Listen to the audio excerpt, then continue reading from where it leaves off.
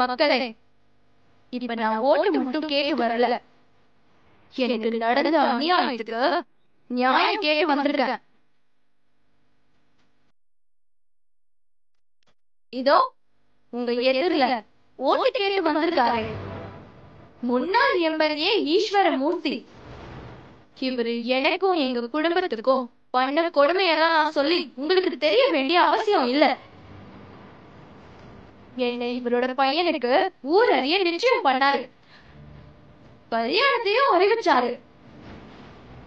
கல்யாணம் நடக்கும்னு நாங்களும் நம்பி இருந்தோம். ஆனா இவரு வேணும்னே எங்களை அவமானப்படுத்துறதுக்காக அவரு பையன் லவ் பண்ண பொண்ணுக்கு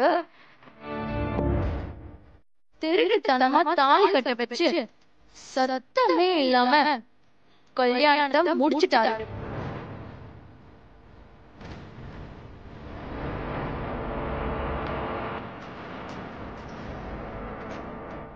கேவலம் ஆளுங்கட்சியா இருக்கிற எங்க அப்பாவை பழி வாங்கணுங்கிறதுக்காக என்னோட வாழ்க்கையவே நாசமாக்கிட்டாரு.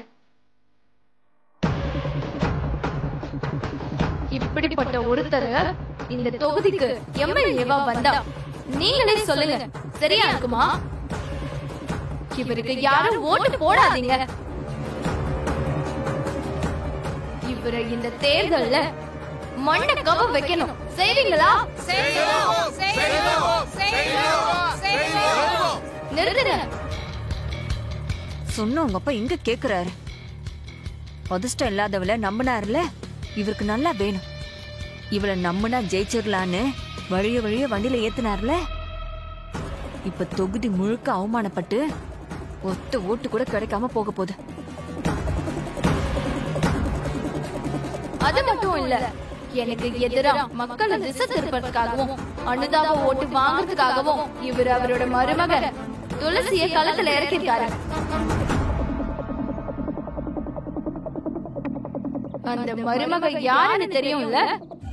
அவங்க வேலை பார்த்த முதலாளிய அவங்க சொத்து மேல ஆசைப்பட்டு அவரை கல்யாணம் பண்ணிக்க முடிவெடுத்தாங்க. இந்த துளசியோட கெட்ட நேரத்தினால கடைசி நேரத்துல அவர் ஆக்சிடென்ட்ல இறந்துட்டாரு. அத்தை, மாமா அவளை நம்பி பிரச்சாரத்துக்கு கூட்டிட்டு போனாருல்ல, ஆனா அங்க நடந்ததே வேறத. அந்த திவ்யா மக்கள் முன்னாடி கரெக்டா பாயிண்டா எடுத்து பேசுறா. என்ன சொல்ற? திருட்டு கல்யாணம் பண்ணி துளசி தான் அவ வாழ்க்கைய பறிச்சுக்கிட்டதாவும், துளசி காசுக்காக வெற்றிய பிளான் பண்ணி தாலி கட்ட வச்சு அவ வாழ்க்கைய அழிச்சதாவும், அதுலயே குழந்தை இருக்காளே தியா, அவளையும் சொத்துக்காக தான் அவ கூட வச்சிருக்கிறதாவும் சொல்றா. அவளை பத்தி தான் பேசிட்டு இருக்கோம், அவளே வந்துட்டா. சரி சரி, நீ சொல்லு. ஐயோ, அவ இஷ்டத்துக்கு பேச ஆரம்பிச்சுட்டா. அத்தை, மீனா என்ன பேசிக்கிட்டு இருக்க? ஏங்க ஏன் கோவப்படுறீங்க? இவ அங்க நடந்ததை தானே சொல்லிட்டு இருக்கா.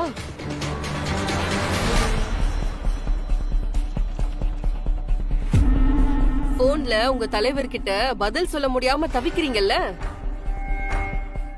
அதுக்கெல்லாம் காரணம் யாரு? தோ இவ தானே.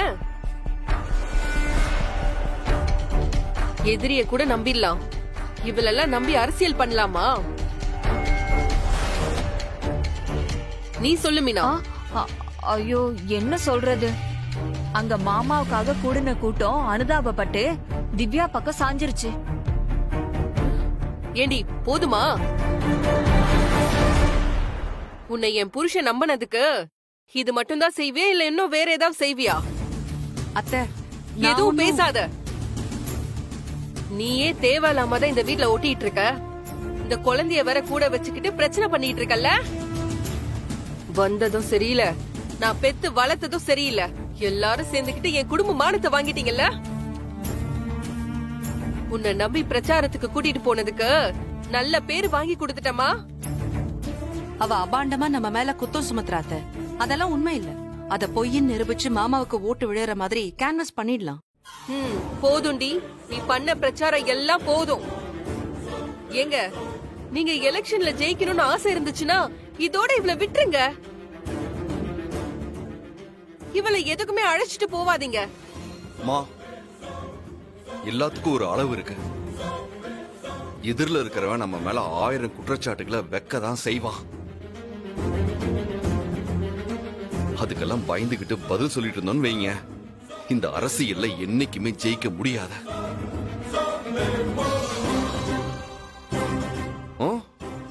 நீங்க விடுங்க, எல்லாத்தையும் நாங்க பாத்துக்கிறோம். இன்னும் 10 நாள்ல எலெக்ஷனே முடிய போகுதுடா. உங்க அப்பா தோக்குறதான் நீ பாக்க போற. அபிராமி, இல்லனா நடக்கிறதே வேற. தியா, ஏய் பதில் சொல்லிட்டு போடி. ஏய்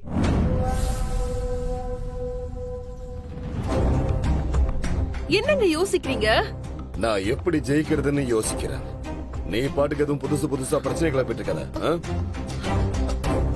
எனக்கு ஐயோ, அத்தை, மாமா மனசு கலைச்சிருக்கீங்க. கண்டிப்பா ஏதாச்சும் நடக்கும். எதிரிய கூட நம்பிடலாம், இவளெல்லாம் நம்பி அரசியல் பண்ணலாமா? நீயே தேவையில்லாம தான் இந்த வீட்ல ஒட்டிட்டு இருக்க. இந்த குழந்தைய வேற கூட வச்சுக்கிட்டு பிரச்சனை பண்ணிட்டு இருக்கல்ல.